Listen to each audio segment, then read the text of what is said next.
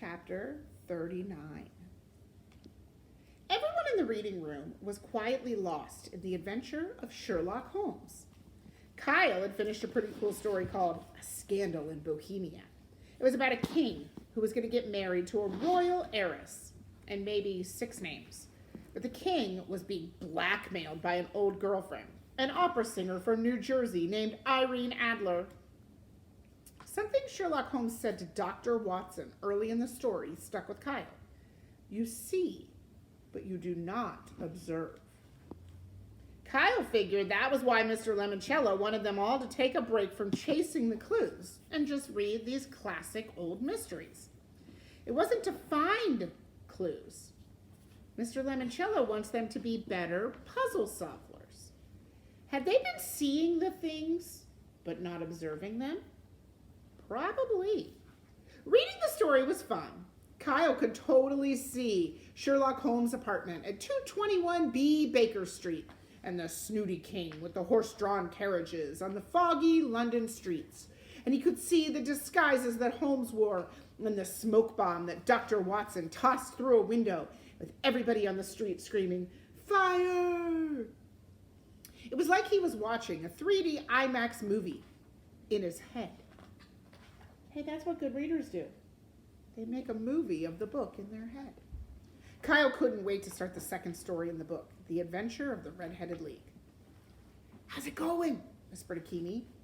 "This book is pretty cool. This Sir Arthur Conan Doyle guy knows how to keep the reader hooked." "His characters leap off the page," said Sierra. "Yeah," said Miguel. "I dig the consulting detective." "Huh?" said Kyle.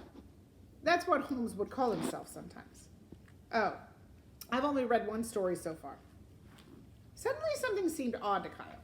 "Hey, how come Conan Doyle isn't one of the statues up there?"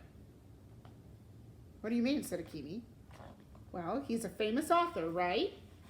How come they're projecting a statue of a modern writer like Bosch, but not an author who created the classic Sherlock Holmes?" "Good question, bro," said Miguel. "I need to consult with my brother Curtis." "How come?" "Well, Curtis has read more books than anyone I know. Well, except Sierra. He scored an 808 on his SAT subject test in literature." Kyle," said Akimi. "I think the top score for the SAT is 800. "Yep." Then Curtis took it. They had to raise the score. "So maybe he can help us figure out what's up with all the statues," said Miguel. "Exactly. Why those 10 statues? Why not 10 other writers or different writers? Why not the same 10 Bridget Wadge had for her extreme challenge?" added Sierra. Kyle looked around the room. "Mrs. Tobin? Hello, Mrs. Tobin?" And the holographic image of the 1960s library flickered into view. "How may I help you, Kyle?" "I'd like to talk to an expert." "And who would you like to speak to?" "Mr. Curtis Keeley." "Your brother?" "And an SAT certified expert on literature and authors and, literary junk." Suddenly the hologram vanished and Dr. Zinchenko's voice came through the ceiling. This is kind of an irregular request, Mr. Keeley." "Hey," said Akimi, "this whole game is irregular, don't you think?"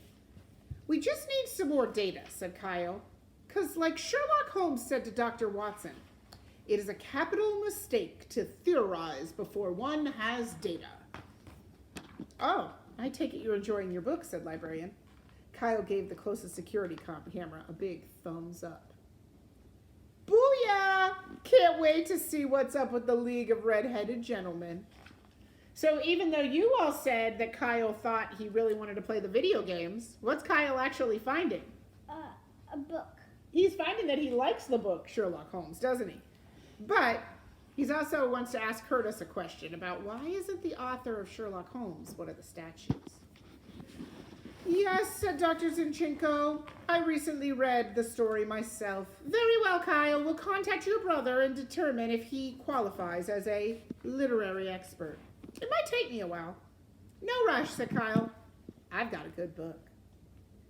Kyle was busy reading Sherlock Holmes and helping him figure out the Red-Headed League when just a clever ploy pulled by robbers. They were getting a red-headed pawnbroker to leave his shop so they could dig a tunnel from his basement to the bank door next door. The librarian's voice jolted him out of London and brought him back to Ohio. My apologies for the interruption. Akemi, Miguel, and Sierra closed their books. It was 11:15. Everyone had sleepy, dreamy looks in their eyes. They'd kind of been drifting off in their comfy reading chairs. Do you know what it means to drift off when you're reading? It's like you lift off. You look kind of like. That's right. You fall asleep while you're reading your book. Well, it's pretty late at night for them. But they're back with the interruption. What's up? Said Kyle. We have arranged for you to consult with Mr. Curtis Keeley. Awesome! How do we do it? You and your expert have a 5-minute video chat on the computer terminal. It's located behind the main desk. Kyle hurried over to the round desk in the center of the room. His 3 teammates hurried behind him. Your consultation begins now. And there was Curtis. He was sitting at his computer in his bedroom. Hey, Curtis! Hi, Kyle. How's it going in there? Great. Kyle's older brother, Mike, popped into the doorway behind Curtis. Kyle, Kyle, he chanted. Woo! Kyle had never had his own cheerleader before. We need you to give us 110% there, little brother, Mike squirmed. Where are the other guys? My teammates, Miguel, Sierra, and you know Akemi. Wait, you guys are a team? Smart move. Even I can't win a football game without the help of 10 other players. Mike, said Kyle. Curtis and I only have 5 minutes to chat. Cool, I'm out of here. Win, baby, win! And Mike backpedaled out of the room, making double fist pumps the whole way. Okay, you have 4 minutes left, said Dr. Zinchenko. Okay, Curtis, here's my question. What do these authors have in common? Kyle rattled off the list of the statues. Curtis stared blankly in his computer for a real long time. And then he shook his head. Kyle, sorry. I have no